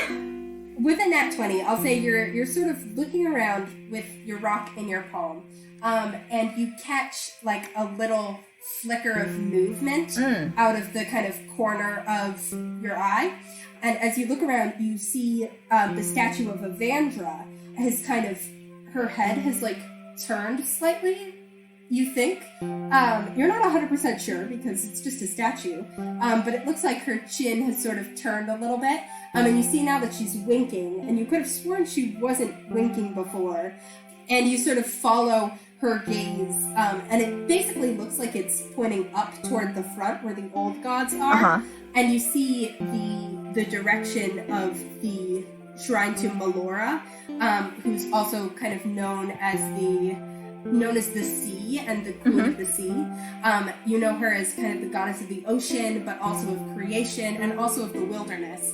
And as you look back down at the rock in your palm, you see that it's got these kind of, that there's like moss growing on it all of a sudden. There's these kind of like little bits of moss. And as you're looking at, it still doesn't feel like, you're not like, oh, Melora, obviously she's been talking to me, but you sort of, you feel this connection with nature, and this connection with green things and growing things in the wild world, and you start thinking kind of, it's less of a like, oh, here she is, and more of a like, okay, we get each other, like we understand each other. Yeah, I try to wink back at Avandra, but I'm like so flustered that I just like blink at her 3 times in a row. And my eyes are welling up a little bit, and I like go over to Melora's shrine, and I just sort of like sit there for a minute and see if anything else happens for me, because I'm like, is she the one? Nothing else happens, but the moss on your stone stays. I take out a silver piece and I lay it on her shrine, and I lay one on Avandra's shrine as well. Okay. And I just stay there for a little bit, sort of basking in the like calmness and the connectedness that I feel. Cool. Even though I'm still very confused. You're hanging out there. Finn. I look at, there's like some tasteful decorations hung up in the lobby, and I point at one and look over at like the guy behind the counter in the lobby, and I'm like, did you make this? He goes, no, that was by a famous artist. Oh, nice. I'm just a desk clerk. Can I help you? No, I'm good. You want to like speak with someone, or are you like seeking? Do you want to file a complaint? Oh no complaints here. Oh, great! You're enjoying your stay in Benswith. Thanks. I think that was a question. Wait, did you not say enjoying your stay in Benswith? I Thanks. absolutely did. Oh, wait, I thought you just said to enjoy your stay. No. No, they definitely asked a question and Finn just said yes. Thanks. Yes is an answer to a Thanks. question. Or no, Finn just said thanks, not yes. Yeah.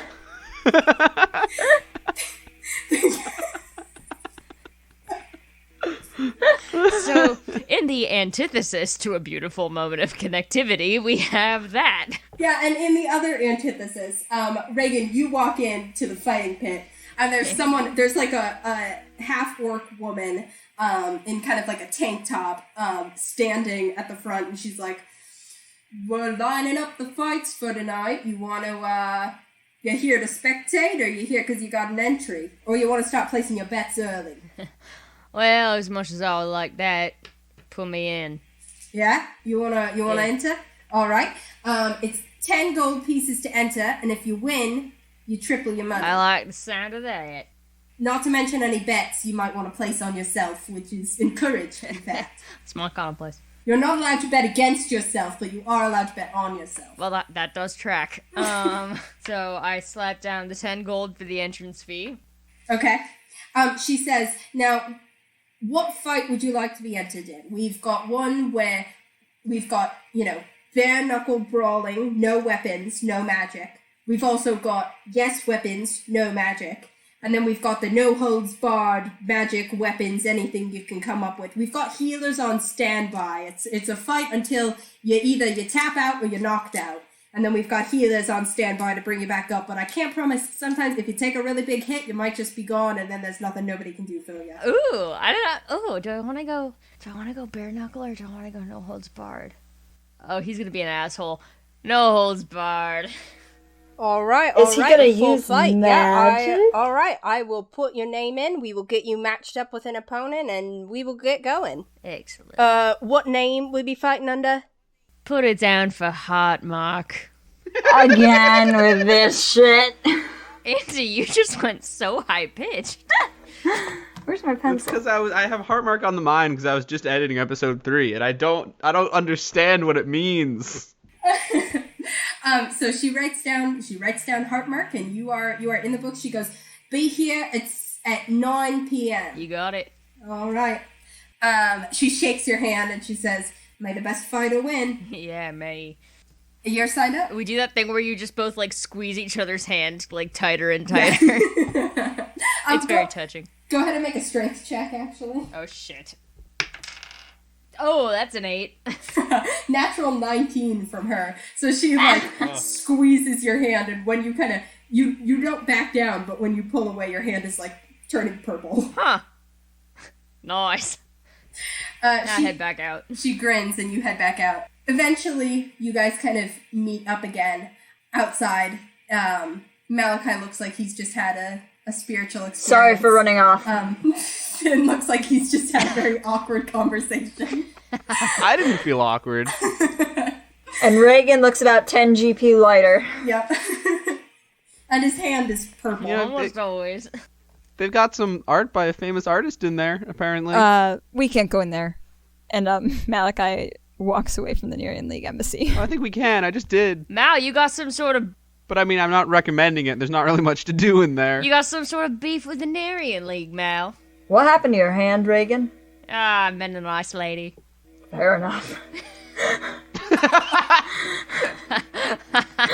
This tracks with Malachi's experiences with women. Okay. But Regin keeps on ribbing him. He's like, so, what? You can't show your face to the Nerean League, huh? Did you do something bad? No. Did you do something bad? Something weird? Nope. I just don't know why we would have any business in an embassy. Yeah, but you said we couldn't go in there. And then you started walking away rather quickly. Yeah, I don't want to go in, okay? Ooh. Hey, Finn. Huh? Do you think Malachi's in trouble with the Nerean League? Why? Because he says he doesn't want to go in there. Yeah? Even though there's art by a very famous artist. Well, maybe he's just not into art appreciation. I'm not an art connoisseur, Regin. I would have thought differently of you. I'm not as fancy as you think I am. Huh. You want to get in a bare-knuckle fight? What? Finn leans over his shoulder and whispers to Nurgle, What's a connoisseur? Okay, thanks. Hannah, can I say that I accidentally activated my speak to animals and I understand what Nurgle just said? Yes. Because I still haven't gotten the hang of my magic, but... Yeah, you don't totally understand how your magic works, so you're looking at Nurgle thinking, I wish I knew what he was saying. And you accidentally all of a sudden realize that you do understand what he's saying. And what he's saying is, a connoisseur is someone who appreciates a certain thing, and particularly it has connotations of being sort of higher class and fancy. Malachi just, like, his eyes go so wide, and he's like, say that again. What, you wanna do some bare knuckle fighting is what I say. No, not you. I look right at Nurgle. Him. A connoisseur is someone I was just explaining to my friend what a connoisseur is. You can understand me? No, almost never. Shh. You can understand me? To the two of you, Malachi's looking intently at Nurgle, who's going, Yes, oh my god. Nurgle, I had no idea you were such a knowledgeable fellow. He sure is. I know many things. I've been around for centuries. Holy shoot. I'm sorry, centuries? Yes? I'm only I'm not a normal gull, you see. Okay. Oh, Christ. I mean, Hey, okay, that wait, doesn't exist in question. this world.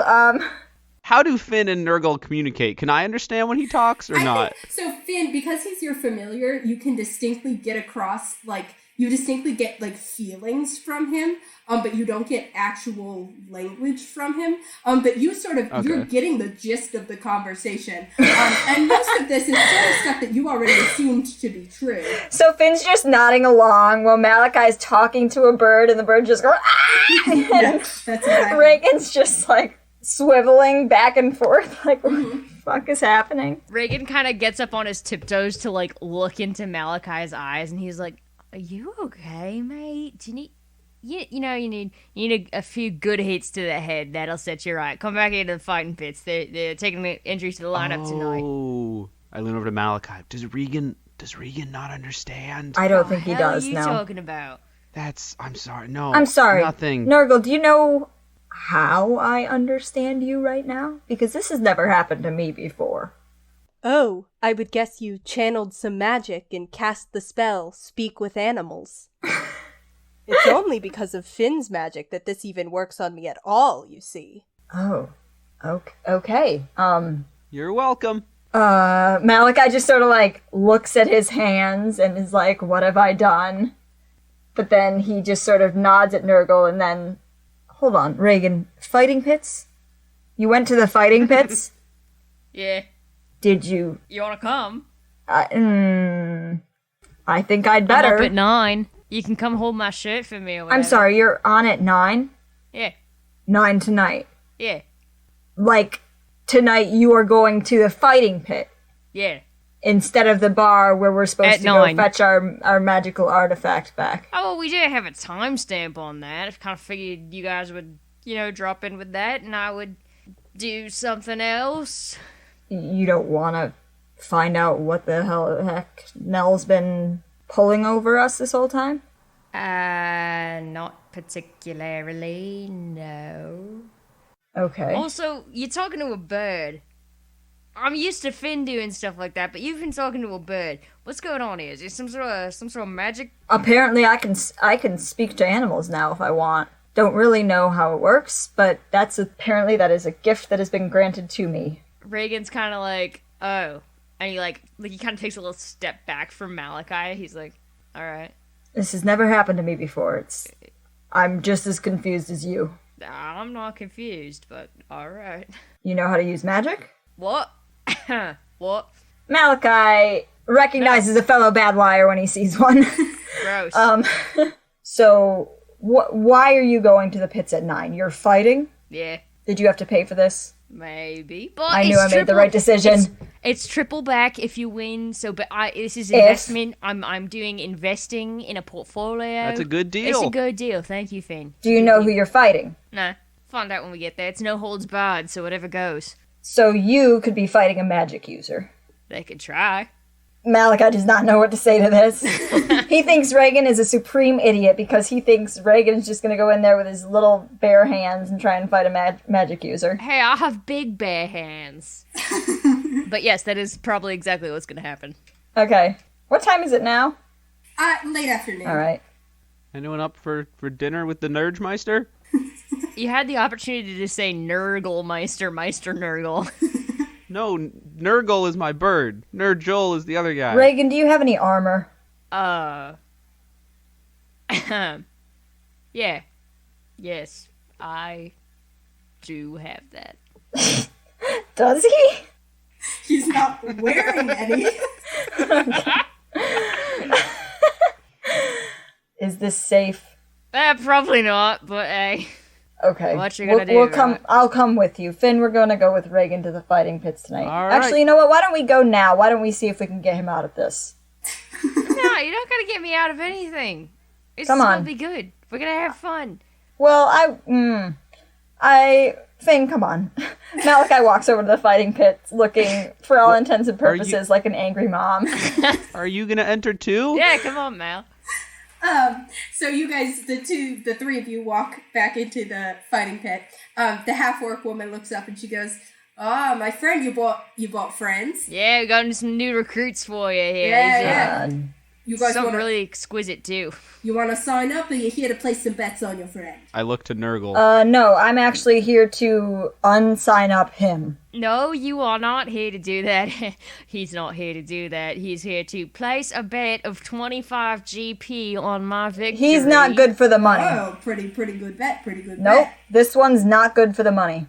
No, Well, he already gave me the money. He's pretty good for it. He's entered. I'm good. I'm so good. I'm great. I think it's gonna be great. Thank you. I like her. She's the nice lady I was telling you about. Who's he up against? She looks down at her book and she's like, well, I haven't totally sorted that out yet. I got a few names I'm thinking about, but we'll have to wait and see who signs up by the end of the day.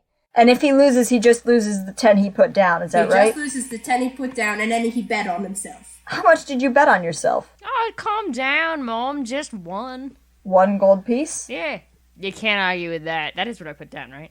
I think so. I don't remember Think so. if you put anything down. I didn't think you would bet at all. Yeah, me I thought I neither. put Okay. 1 gold on myself. Whatever. Hey, not much, so... What are the rules to this? The rules are, it's a one-on-one fight. We've got 3 different categories. There's some people who are just gonna box, no weapons, no armor, no nothing. There's others who are gonna fight with just weapons, but no magic is allowed. And then there's, the no-holds-barred fight. Weapons, magic, anything, any dirty tricks you want to throw. The only rule is no outside interference. No outside interference during the fight. If somebody raises their hand and surrenders, then that ends the fight, and no one can make any attacks after that. If someone gets knocked out, then you can't attack them again to kill them. You have to let the healers get to them. Do you have some sort of enforcement for this, or no? Enforcement? I mean, it's just kind of generally like everyone in the crowd, which is a lot of other fighters sometimes. So people are pretty serious about the rules. Yeah, Mal, have you never been to a semi-legal fighting ring before? Obviously I have. You look like you'd be great in the fighting ring. Yeah, I figured you would have. I've never fought, Really? in a You've ring. never fought? Never fought. Go ahead and make a deception check. No good for me. Does he get disadvantage because he's standing there with a massive flail and 2 javelins? You know what? Yes. No, I hit a 17. Your weaponry gives you disadvantage. Well, it's a 17 still, so suck A it. 17 still? Okay. She sort of sizes you up and she goes, all right, well, your parents' military then, because I recognize by your stance that you sort of, I know the way soldiers stand. Malachi, awkwardly, sticks a hip out and crosses his feet. This stance? No. Not that stance at all. Reagan's tiny brain is going nuts thinking about General Neiman. Is General Neiman your dad? Who? The guy you're talking about back at the resort, is he a dad? Malachi, in a fit of stupidity, I don't have a father. At all. Well, me neither. So He was carved from the side of a mountain. Reagan completely takes that at face value. He's like, oh yeah, well, me neither, so. But who is General Wait, Neiman? now Malachi's just super confused, and he relaxes back into his soldier stance. Man, Yeah. bunch of people with daddy issues here. Best for fighting, I think. Hey, That's what I always say. how about you, kid? And she points at No, Finn. this one doesn't Me and fight. my dad are pretty good. I just talked to him this morning. Whoa. Well, all right. Well, you want in on the fighting ring anyway? No, I look to Malachi. No. And I'm like, no. I mouth no at him. And then I point at, like, there's like a tapestry depicting some sort of battle on the wall. And I'm like, did you make this? The half-orc woman goes, yes, actually, I did. Wow, it's really good. Thank you. I took up weaving in my spare time when I'm not organizing fights. Oh, that's nice. Thank you. See, I told you she was a nice lady. What kind of crowd do you get around here? Oh, sometimes we get soldiers through, sometimes mostly just sailors who are drunk and put their friends up to it. Every once in a while you get like a real good fighter looking to test their strength. And sometimes most of the people here can scrap a little bit. We're hardy out here in the sea. We know how to, you gotta be ready for whatever comes your way. Yeah, like waves. Like waves, exactly. Yeah. Hannah, would we have to sign up now, or is this something that you could just like pop in while the fights are happening and be like, hey, put me in? She says you gotta be signed up by the time the first fight starts, which the first fight starts at 8 o'clock. So that way we can plug you into the tournament. Or if you really wanted to sub in for someone who wasn't gonna do it, you could sub in for someone, but Could he pull out later if he needed to? I never pull out. you can pull out by not showing up, I guess, but you forfeit your 10 gold, you lose the fight. Fine, we'll be here. Nice. I go for the bro handshake with Mal, and I feel like he curves me. I do, yeah. I give it to Finn instead. During all this, Finn has wandered back over to the embassy. The guy behind the counter is again like, you're back. Yep. I actually am going to go get Finn from the embassy. I've had a thoughtful moment in which I realized that maybe I can go in there for something that I want to do. And I go and I get Finn from the embassy. I follow you. All right. Bye. Bye. Thank you It's for been fun. stopping by. Hey, thank you. I ask the guy at the front desk what the league presence in Benswith here is like. If there's any other establishments around. The guy at the front desk, he says, we have our presence here for any disputes that come up between merchants. Is the main our presence here is mostly to resolve any trade issues, making sure that if someone's not following the regulations that have been agreed to by all the countries that are part of the league, then we want to make sure that we get that taken care of. Why do you ask? Just a tourist, sort of curious about Benswith's role in the league. I've been sort of island hopping, And I understand that. Not a lot of people come in here with just kind of, most of the tourists aren't really interested in, I'm a bit of a trade history buff, you bureaucracy. see. So, anyone else around here I don't know, any other government buildings that I can tour or explore? You want to explore government buildings? I suppose you could go to the Merchants Guild. They might show you around. The sort of where the Benswith is mostly run by. It's sort of an oligarchy. So some of the richer merchants. There's the mayor. Who runs the outpost here? Who runs this? The embassy. Yeah, The yeah. embassy? Sorry. My boss. Her name is Sarisa. And the Merchants League. Who's in charge here in Benswith?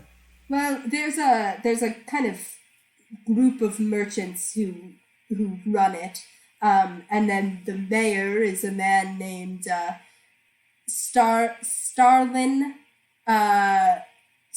Benswith. His last name is Benswith. What are the odds? That's Pretty kind of good. nice. That's kind of nice. Wow. Fascinating.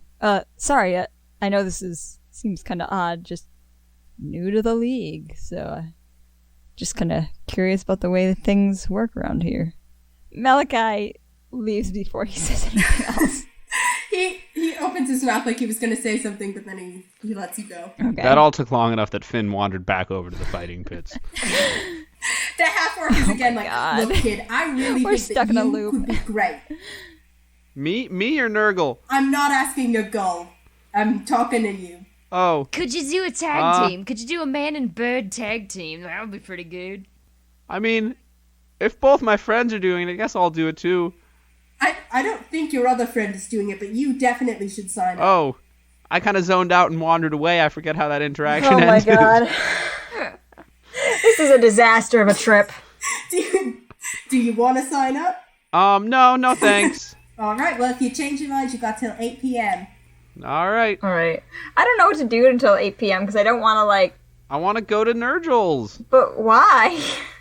Because he invited... You're the one who was saying earlier you wanted to go That's see him. Taylor, not Malachi. Okay. What? I figured we'd figure out what the deal with the cube is with Nell, and then we'd go talk to Nurgle's friend about it. But I suppose Well, maybe Nurgle's friend can make us a nice dinner before we go to the bar with Nell. that's true. Why don't we hit up Nurgle's friend for dinner and an explanation, take Regin to his little fight, Little. and then we will go meet Nell at the bar, assuming that Regin survives. Which, frankly, at this point, I don't even know what to expect. Yeah. Oh, Malachi stops dead. That reminds me. Malachi's dead. Oh no! I just walked into a rock, you guys. I turn around and... Regin, how tall are you? Can I loom over you? Yeah, Reagan's the shortest Room is one. a strong word. You have 6 inches on me, but I'm wearing Okay. boots. I do loom a little bit over you. You tried to throw that fight against the Hackles the other day. What? I meant to talk to you about it on the ship, but the blue bitch was gone and I kind of got distracted. Throw the fight? You literally took the extremely important weapon they were wielding that I handed off to you and you threw it away and then they took it back. I mean, that's not exactly what the semantic meaning of throwing a fight is, but... yes, no, I chucked the thing. I just didn't want to be touching it. Did you want to be touching the corpses of everyone in that resort once they, opened that energy field and brought their storm in? And... Where is this coming from, Mal? Do you mean touching like sexually? Finn, do you touch corpses? Ew. No. Good, don't. That's disgusting. I don't know. I'm meeting a lot of strange and different people. Who knows? Yeah, but you shouldn't be touching them. No, Mal, what are you Oh getting my at? god. Are you suggesting that you think was with them or something? No, I'm not. I'm just a little concerned that you're going off to fight tonight, and the last time I saw you fight, all you did was throw a weapon away and basically get yourself killed. Regin kind of just goes stone cold. You got a death wish or something? Stone cold. Yes. But he just kind of stares back at Mal. He's like, "You got a problem with that?" Yes, actually. I do have a problem with that since, A, your life is not worthless, and neither were the lives of me and Finn, or Eliester, or Lee, or Eleonora, or any of the other people who were affected by what we were doing. Well, we got it done, didn't we? Yeah, Finn and I got it done. That's me. That's you, Finn. I feel like this is like watching your parents argue in a Domino's parking lot. Yeah. Finn All has right. wandered away into the temple now. Yeah, go ahead, Finn. Well, if you guys want to press the little advantage that you have going, be my guest. But Advantage. I'm not gonna do that. I'm not gonna mess with that. I've seen too many things happen Are you talking about magic, because of people. Reagan? Yeah. And I'm not going anywhere near it. And if you two want to do that, that's be my It's not- guest. They were using magic against us. How's that an advantage? I'm not gonna go there. Wait, you're not. I'm not what? You have magic? What? You said if you and Finn want to press your advantage, you can, but I'm not going to. That sounds to me like you have magic. Maybe.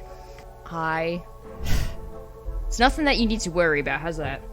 I mean, I'm a little worried now. Have you used it? Why would you be keeping it from us? I'm not keeping anything from you. I mean, you just said it yourself. I damn near died for you back there. Oh wow, that just got real gay. Yeah, but But you didn't, though. You were kind of dying for yourself. are you gonna psychoanalyze me here all night, or are we gonna go meet Nell at a bar and get Are Finn you and planning on using magic in this fight tonight, or are you using magic on us? I don't know what's happening. I don't know what's going I'm on. not using magic on you. Hey, I don't know how magic works. Oh, you don't? But you Does it look like I know how magic works? You were like smiting stuff with divine light. Yeah, but that wasn't me. That wasn't you. I mean, it was my axe. I didn't do that. What do you mean you didn't do that? How did it I happen? don't make magic happen. I ask for help. Then I get it sometimes. Like from like God or something? Like from a god? Or is it like I think so. I hope so. Finn and his daddy? I hope it's not my daddy. I don't think it is. I just sort of assumed it was, I had that and Finn had magic and you were just a guy, That tickled Andy. Well, you know what? Tell you what, Mal, for all intents and purposes, that's all this is. Alright? You have your thing where sometimes people help you through your axe or whatever, or something Sometimes my hands. happens and you're able to do stuff, and Finn has his dad and his tentacle, and I'll be just a guy. And just don't worry about it. I can hold my own. Finn comes back with an ice cream. From the temple. I wandered into the temple. Now I've wandered into every building. You wandered into the temple, and a follower of the god of mirth just walked up to you and handed you an ice cream. Nice. It's holy water flavor. So you wander out of the temple with an ice Yeah. cream in your hand. Holding my ice cream in my mage hand. Yeah. As Regin says that last sentence, I'm distracted by this. Hang on. Finn, where did you get that ice cream? Mirth God? I know you didn't buy that. Well, A, how do you know I didn't buy it? I have money. And B, I just said, Mirth God? Because I too have peripheral vision, Finn. Someone handed it to me. You. Oh my god. Malachi, has an aneurysm. Has nobody ever told you about taking ice cream from strangers, Finn? I've never really known any strangers before now. Malachi and Regin in unison just turn on Finn and start praying. No, you idiot. You're gonna get kidnapped. Oi, Finn. I let Nurgle try some first. Finn, if a stranger in a boat comes up to you and they say, "Help, I've lost my jellyfish. Will you come help me look for my jellyfish?" You don't get in the stranger's boat, okay? Well, yeah, I wouldn't get in the boat. I would just telepathically summon the jellyfish to come I back. grab Finn's hand that's holding the ice cream and I cast Detect Poison on it. Can she grab my mage hand? It's in your does that mage work? hand? You can't. Yeah, it's in my mage You hand. can't grab the mage hand. Is detect poison touch, or can you just cast it? Oh shit, I don't know. Hold on. I guess she could still touch the ice cream. No, I don't need to touch it. It can be Okay. within 30 feet of me. You cast detect poison, not poison. Okay, What fine. flavor is it? Woohoo. It doesn't tell me that actually. Strawberry. Yeah. Fine, you can have it, Finn. Sorry. Yay. Sue me for not wanting you to eat ice cream from random strangers. Mal, All right. I don't really have any legal counsel to rely on, but if that's what you want. Mally, you okay? You seem a little bit shaken. No. What? Well, do you guys want to tell me where you're going next? Yeah. We're going to Nurgle. We're going to Nurgle's. Okay. Going to It's nurse. near the Crimson Call. So you guys Finn returns with his ice cream. Malachi, satisfied that there is no poison on the ice cream, Nurgle reaches over your shoulder and takes a big bite of the. Wait, oh my god. of the I keep strawberry thinking you're ice talking cream. about Nurgle and not Nurgle. I'm wondering if this was the best What the choice. shit? When did he get here?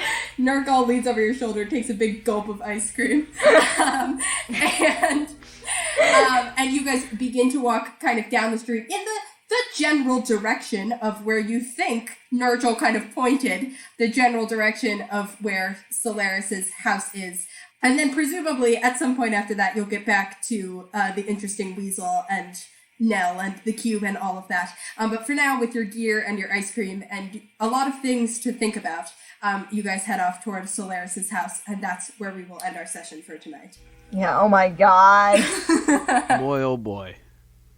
Okay, everybody, thank you so much for listening. We want to give, as usual, our special shout-out thank you to the people who make this show possible, which include Lucas... Ourselves, yes, we're shouting out each of us, thank you. Shout-out to our editor, Andy Letai.